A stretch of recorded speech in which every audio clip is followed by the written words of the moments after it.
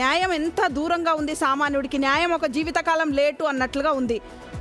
ఎంత దుర్మార్గం అంటే 88% కేసులన్నీ జిల్లా కోర్టు, సెషన్ కోర్టుల్లోనే ఉన్నాయి. ఇప్పుడు సుప్రీంకోర్టులో 34 నుంచి 38కి న్యాయమూర్తుల సంఖ్య పెంచారు. మరి హైకోర్టు, సెషన్ కోర్టు, జిల్లా కోర్టు, ఈ కోర్టులో మ్యాక్సిమం ఉన్న కేసులన్నీ 88% జిల్లా కోర్టు, సెషన్ కోర్టులు. అక్కడ కూడా మరి పెంచాలి కదా.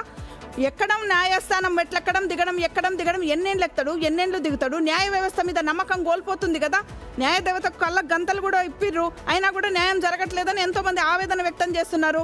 పెండింగ్ కేసులని పరిష్కరించకుంటే ఎన్నేళ్ళు న్యాయస్థానం చుట్టూ తిరుగుతారు, ఎన్నేళ్ళు అంటే ఆలస్యం అయ్యే న్యాయం అనేది అన్యాయంతో సమానమని మరి సుప్రీంకోర్టే చెప్తుంది. మరి అట్లాంటప్పుడు ఎందుకు క్లియర్ చేయట్లేదు? ఇంకెంతకాలం ఈ పెండింగ్ అయి ఉండాలి? దీని విషయం కూడా చర్చ చేసుకోవాలి ఖచ్చితంగా. జిల్లా కోర్టులలో, సెషన్ కోర్టులలో 88% కేసెస్ అన్నీ ఇక్కడే ఉన్నాయి కాబట్టి ఇక్కడ చూడాలి. దీంతోపాటు కొన్ని సివిల్ వివాదాలు ఉంటాయి, కొన్ని ఫ్యామిలీ మ్యాటర్స్ ఉంటాయి.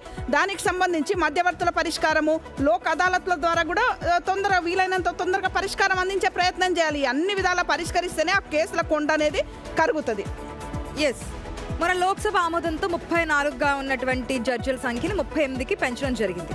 అయితే ఇది 1987 120వ నివేదిక ప్రకారం చూస్తే, లా కమిషన్ నివేదిక ప్రకారం 10 లక్షల జనాభాకు 50 మంది జడ్జిలు ఉన్నారనేది ఆ నివేదిక ప్రకారం చెప్తున్నటువంటి మాట.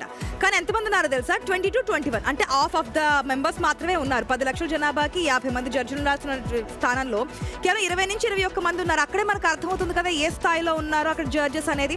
అట్ ద సేమ్ టైం దేశవ్యాప్తంగా ఇప్పటి వరకు 5 కోట్లకి సంబంధించినటువంటి కేసులు పెండింగ్లో ఉన్నాయి. దాంట్లో సుప్రీంకోర్టులోనే దాదాపుగా 1,00,000 కేసులు పెండింగ్లో ఉన్నాయి. ఇక న్యాయ వ్యవస్థ మీద ఒత్తిడి పడకుండా ఎందుకుంటుంది? మనం ఇప్పుడేసిన కేసు మా వాళ్ళ పిల్లలు కూడా వెళ్తారేమో ఆ యొక్క హీరింగ్కి. ఆ విధంగా ఉంటుంది. మనకు సంబంధించి కొన్ని ఉంటాయి కదా, లిటిగేషన్ సంబంధించి, ల్యాండ్కి సంబంధించి ఎప్పుడో 10 years బ్యాక్ వేసినా కూడా ఇప్పటికి ఇంకా క్లియరెన్స్ రాదు మనకి. ఇంకా కోర్టు చుట్టూ తిరుగుతూ ఉంటాము. ఏదైనా ₹1 ₹2 ఉంటే కనుక లాయర్స్ ఫీజులు సమర్పించుకొని దాని కంటిన్యూషన్ ప్రాసెస్కి వెళ్తూ ఉంటాం. ఎప్పుడైతే జడ్జిల సంఖ్య పెంచుతూ ఉంటారో, మనం 4 పెంచారు, అది ఇంకా సరిపోదేమో.